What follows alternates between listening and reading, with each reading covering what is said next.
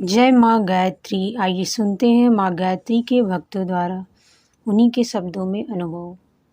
श्रीमती राजरानी मंडाहार दिल्ली से लिखती हैं, मेरी गायत्री उपासना पतिदेव की गायत्री उपासना के आश्रित या अभिन्न है, ऐसी मेरी श्रद्धा है।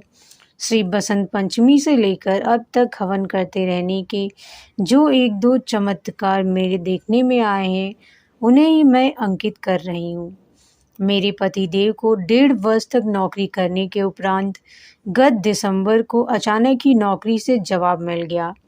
हमारी एकमात्र यही जीविका रहने के कारण हम लोग व्याकुल और हताश हो गए।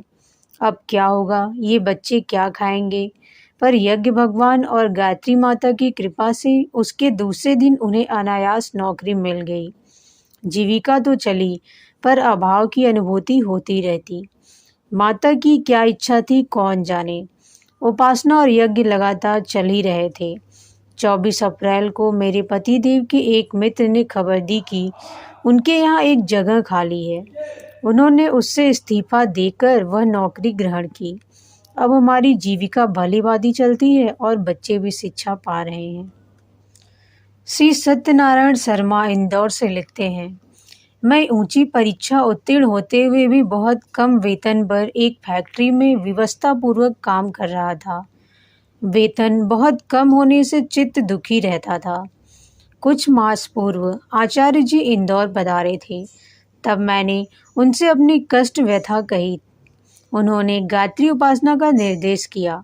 उनके बताए हुए मार्ग पर चलते हुए मुझे कुछ ही महीने हुए हैं कि सेंट्रल गवर्नमेंट की एक अच्छी तरक्की की संभावना वाली सुविधाजनक नौकरी मिल गई। वेतन भी संतोषजनक। पहले 1 माह का वेतन गायत्री माता के लिए अर्पण कर रहा हूँ, क्योंकि माता की दी हुई सुविधा से प्रथम उनका सत्कार करना किसी सच्चे पुत्र का कर्तव्य है। ऐसे ही श्री नाथुराम खरे धगवा से लिखते हैं, मेरा पुत्र विजय नारायण लेखपाल पटवारी के पद पर कार्य कर रहा था। किसी कारण उसके अफसर नाराज हो गए और वह पदच्युत कर दिया गया। मैंने यह सारा संकट मथुरा आचार्य जी को लिखकर भेजा। उन्होंने विशेष रूप से गायत्री उपासना करने को कहा। मैं तथा विजय दोनों ही माता की श्रद्धापूर्वक उपासना में लग गए। नौकरी की बहाली के लिए अपील कर दी गई।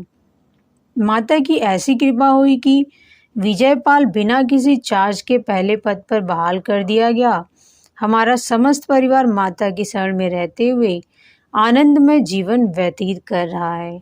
हम सबके स्वभाव एवं व्यवहार में भी सात्विकता बढ़ रही है। बुरे विचारों से घृणा होने लगी है। माता की उपासना का ऐसा ही फल है। आज पंडित कन्हैयालाल जी वैद्य इंदौर से लिखते हैं, मेरी लड़की कृष्ण कुमारी को गायत्री उपासना में बड़ी श्रद्धा है। उसने करीब 27,000 मंत्र लिखकर तपोभूमि में भेजे हैं। गत वर्ष पूर्णाहुति में ही हमारा परिवार तपोभूमि में गया था। बेटी कृष्णा को अच्छे घर वर की प्राप्ति के लिए हमें बड़ी चिंता रहती थी। सो नाम मात्र के दहेज से ही सब कुछ प्राप्त हो गया। लड़की बहुत ही आनंद से घर में गई है और लड़का सब प्रकार सुयोग्य मिला है। ऐसा सुयोग्य घर वर भारी दहेज देने पर भी मिलना कठिन था, पर वह सब माता की कृपा से अनायास ही प्राप्त हो गया। माता की एक भक्त श्री आत्माराम साकरे जासलपुर से लिखते हैं, पुत्री के लिए वर ढूंढते ढूंढते कई वर्ष हो गए थे। लड़की के अधिक बड़ी हो जाने से घर के सब लोग चिंतित रहते थे।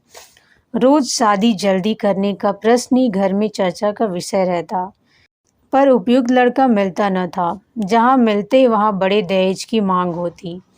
अधिक चिंता में हम लोगों ने चिंता हरणी गायत्री माता की शरण ली। पुत्री वसुंधरा ने भी अनुष्ठान किए, हम लोगों ने भी किए। परिणाम बहुत ही मधुर निकला। एक बहुत ही सुसंस्कृत वर प्राप्त हुआ। लड़का भाले गांव में गद्दर भंडार का मैनेजर है। बिना आर्थिक परेशानी के बहुत ही सीधे साधे ढंग से शादी हो गई। लड़की को अब और भी अधिक पढ़ने तथा राष्ट्र की रचनात्मक सेवा करने का अवसर मिलेगा। श्री जादूराम जी बैतूल से अपना अनुभव लिखते हैं। मैं MEN ऑफिस में टेम्परेरी काम करता था। स्थायी जगह प्राप्त करने के लिए बहुत दिनों से प्रयत्नशील था। अनेकों प्रयत्न कर चुका था, पर कोई सफलता नहीं मिलती थी। भविष्य अंधकार में दिखता था। अपनी कोई ऊंची सिफारिश भी न थी। इससे मन सदा उदास रहता था और वर्तमान टेम्परेरी नौकरी भी छीन जाने की आशंका बनी रहती थी। डूबते को तिनके का सहारा गायत्री मंत्र हाथ लगा। छोटे साहब के कहने से मैं खूब मन लगाकर गायत्री उपासना करने लगा। आश्चर्य तो देखिए कि मैं जिन जगहों के लिए कोशिश कर रहा था, उससे कई बड़ी और लगभग दूनी तनख्वाह की जगह के लिए ऑर्डर आ गया। अब मैं स्थायी और संतोषजनक तनख्वाह की जगह पाकर संतुष्ट हूँ। के भक्त श्री मोहनलाल पांडे खैराबाद से लिखते हैं, जब से माता का आंचल पकड़ा है, उन्नति की ओर बढ़ रहा हूँ। डाक खाने में चपरासी की पोस्ट पर काम करते हुए पोस्ट ऑफिस की क्लर्कशिप के लिए परीक्षा दी थी। अच्छी सफलता प्राप्त हुई। 12 के लिए क्लर्क पद पर नियुक्ति पत्र भी प्राप्त हो गया। घर में सब सुख शांति बढ़ी है। इसी वर्ष पुत्र भी प्राप्त हुआ है। जय माँ गायत्री। गायत्री के अगले भक्त श्री भैयालाल रघुवंशी, अध्यापक, BT कॉलेज भोपाल से लिखते हैं, मैं गायत्री उपासना करते हुए अवश्य ही धीरे धीरे अनेक दुर्गुणों एवं दुर्व्यसनों से मुक्त हो गया, पर 20 वर्षों से बीड़ी तंबाकू पीने की बुरी लत को नहीं छोड़ सका। हार मानकर मैंने अपने गुरुदेव से इसके लिए प्रार्थना की। उनका उत्तर आते ही अंदर से पवित्र शक्ति उमड़ कर मेरे इस बुरी लत के उठे हुए वेग को रोक देती है। मुझे आश्चर्य होता है कि पत्र में क्या जादू था जो आज माता ने मेरे अंदर रोक सकने की शक्ति उड़ेल दी है। मुझे लगता है कि माता का प्रत्यक्ष स्वरूप ही गुरुदेव हैं। यही हमारी श्रद्धा है।